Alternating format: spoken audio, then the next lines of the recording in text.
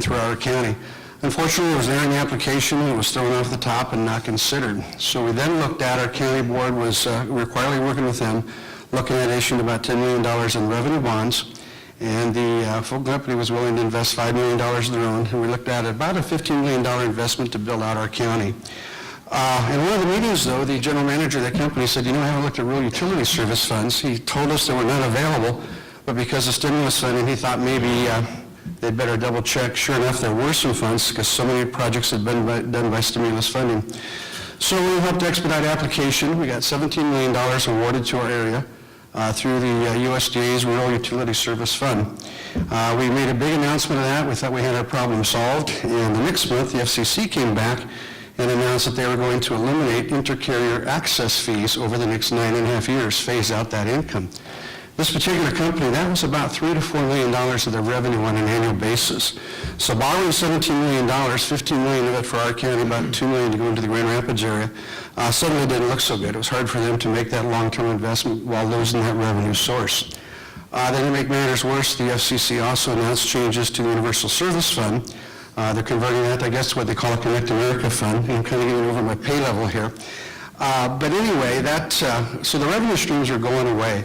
The Connect America Fund then made funds available to the largest 11 incumbent telephone companies in the country. Basically, they had agreed to provide connectivity service in the area, rural area. They could get $750 per connection. Unfortunately, we've got our rural telephone companies telling us that the connection cost right now is probably thousands of dollars on average per connection within the rural areas. So that doesn't go a long way. So out of the $300 million fund that Connect America, which is the old Universal Service Fund, had nationwide, only $115 million was applied for, and about $11 million of that was applied for and obtained in the state of Minnesota. So they took the $185 million left, added another $300 million, had another round, which the application was just in October. I don't know how that funding went, but they were going to remove some of the strings that industry thought were holding them back. So we're still hoping eventually that we're going to see some revenue streams and so on, or incentives to help us invest that $17 or that $15 million that we had for our area, because there is a certain amount of time that we have access to that fund. And we're starting to see through Senator Klobuchar's office, Kate Gildacker is a staff member that she has who is a real expert on telecommunications issue. We stay in touch with her. We're hoping that some of that Connect America funds is finally going to trickle down, as I think Bill Coleman was mentioning earlier.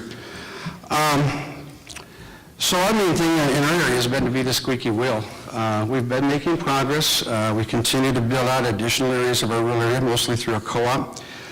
We recently had a rural broadband forum that Senator Schmidt came up to. We'd seen that he'd been in Bemidji, so called him up just to tell him about our thoughts and concerns. He said, well, I'll just come to Park Rapids. So he did. We had about 38 people showed up, strong representation from those 3 telephone companies, so it shows it's a real issue up there. A year ago, one of the problems we had was we had a phone company that had 3 customers that wanted to get broadband service, and they were streaming fiber in the area. But they had to cross some DNR land, and the DNR permit fee to cross land to get to those 3 customers, the total fee was going to be $8,500. So $3,500 minimum fee plus so much per foot.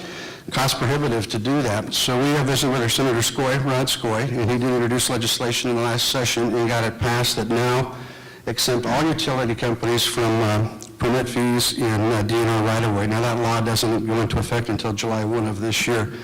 But just one of the ways that we were trying to eliminate costs and barriers for those rural phone companies.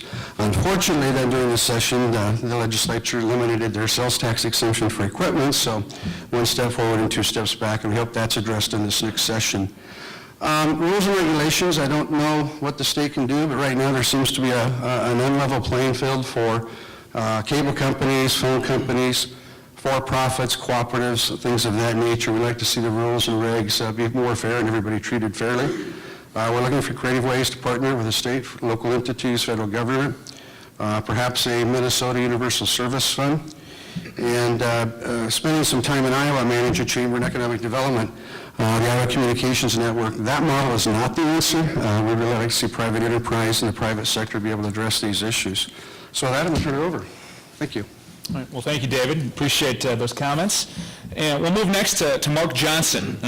He's in his 6th year as the Executive Director of the East Central Minnesota Educational Cable Cooperative, ECMEC as it's called, a telecommunications and technology cooperative of 14 K-12 school districts and 1 technical college in East Central Minnesota. Previous to this role, he spent 2 years as Technology Director for Independent School District 15 in St. Francis, Minnesota, and 7 years as Instructional Technology Specialist for the St. Croix River Education District in Rush City.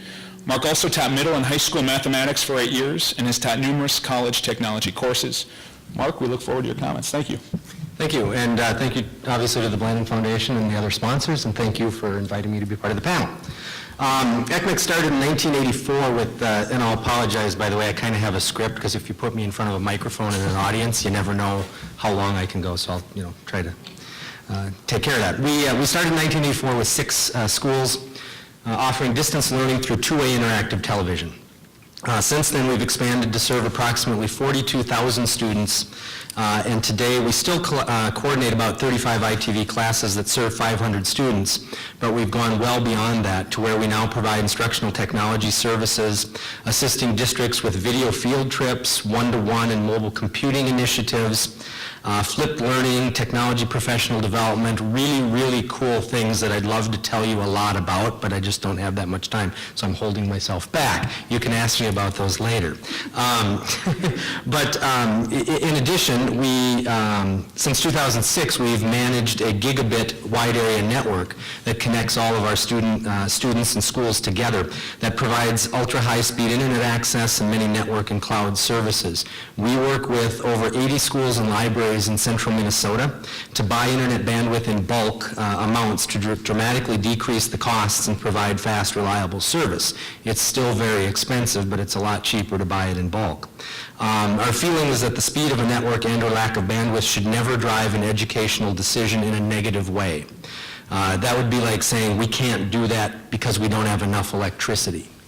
What we choose to do or prefer to do is talk about what we can do with the bandwidth and the network that we have.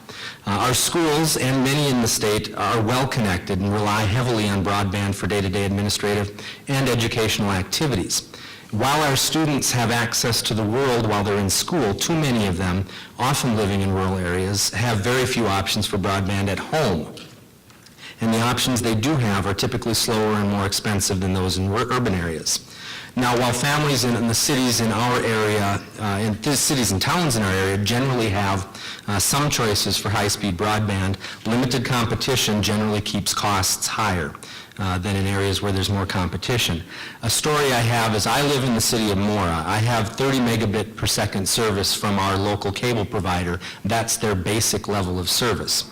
My administrative assistant at ECMEC lives less than 3 miles outside of Pine City.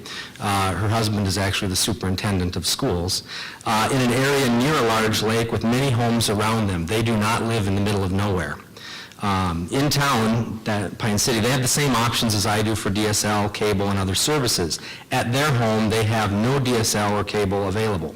The options they have require equipment purchases, contracts, and have data caps that are, artificially low for most people.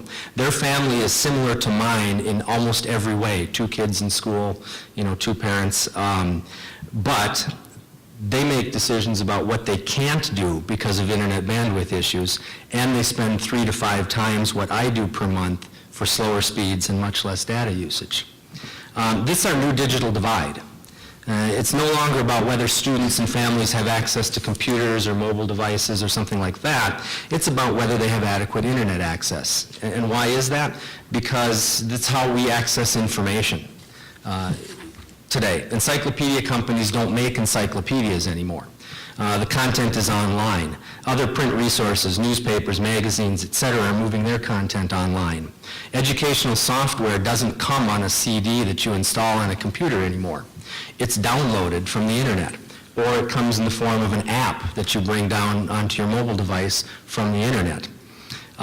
What software there is still needs to be downloaded, and those apps interact seamlessly with online content. Textbooks and curriculum are moving to electronic and online versions. Telemedicine is becoming more commonplace. A story I have for that is about a year ago, I got information from my medical insurance provider about the options I had for online and telemedicine. I looked into it and kind of took a look at it, tried it out. It's wonderful. Way cheaper, way faster than a trip to the clinic or the emergency room, when the child or you have one of those common ailments that you oftentimes end up going in for. Diagnosis and treatment of many issues that way requires use of a webcam and robust internet access. So now, the further you are from healthcare, the more disadvantaged you are to be able to even use those resources which stand a chance of lowering cost. And that's important to our schools because it's families and kids that are, that have that situation. And sure, YouTube is full of mind-numbing content, right? But it's also the first place I go to when I want to know how to do something or how to fix something. And it's that way for most people. And through YouTube channels like Crash Course and Khan Academy, if you haven't heard of those, Google them when you have high-speed access, and take a look. You can access entire courses in many areas like science, math, and the social sciences. Schools want our students and families to utilize these resources to enhance learning, to help students and their parents become lifelong learners. But we can't only expect this for some of our students. In public education, we have that thing where we need to educate all students all the time.